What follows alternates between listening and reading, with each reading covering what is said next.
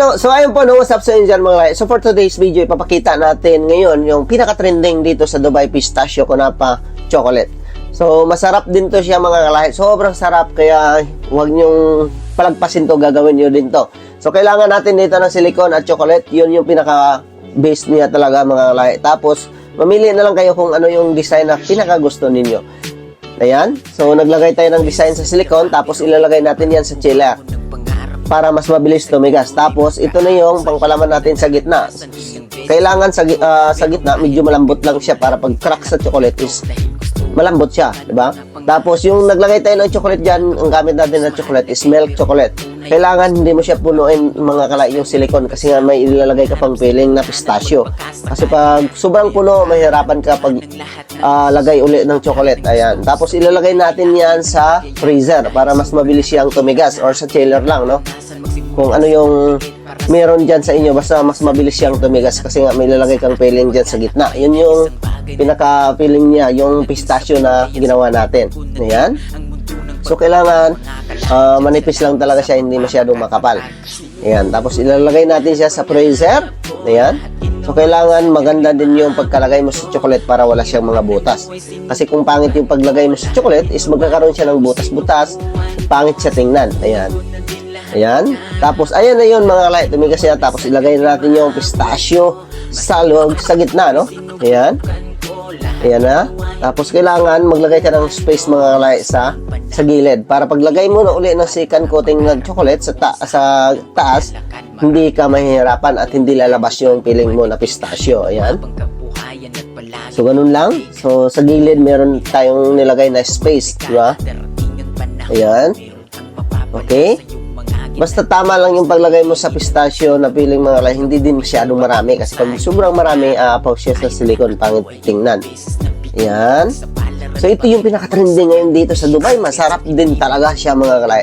Kaya huwag nyo itong palagpasin. Gagawin nyo din ito mga kalay. Ayan, pwede din ninyong business to. So ayan na.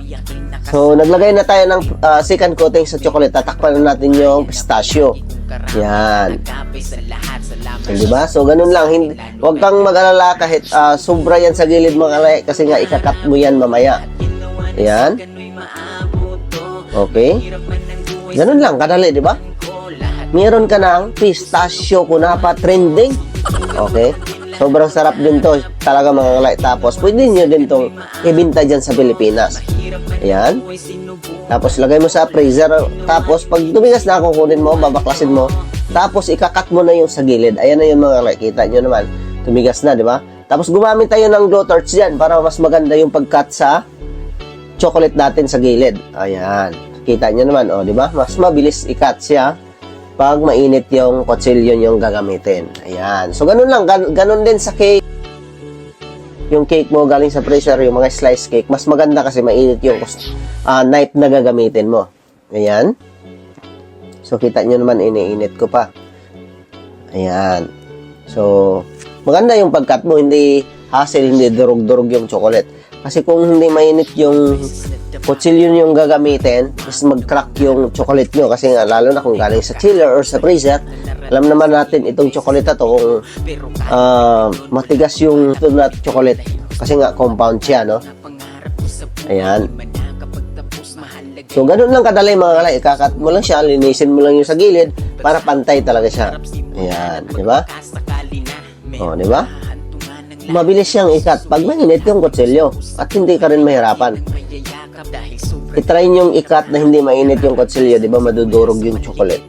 Ayan. Kasi nga matigas yung chocolate. Yun. So ayan na yun, ang ganda, no? Pakalupit. So kung mayroon mang lumabas, pwede mo siyang i-recut sa kutsilyo kasi yung kutsilyo is mainit, di ba? Ayan. So ayan na yun mga kalahi, yung kinalabasan. O, di ba? Ang ganda. So yun lang po no, mga kalay. Maraming salamat sa panonood at huwag niyong kalimutan i-follow ang ating page, Kalahi Vlog. Maraming salamat. God bless you all. Peace out. Bye bye. Thank you for watching. See you next video.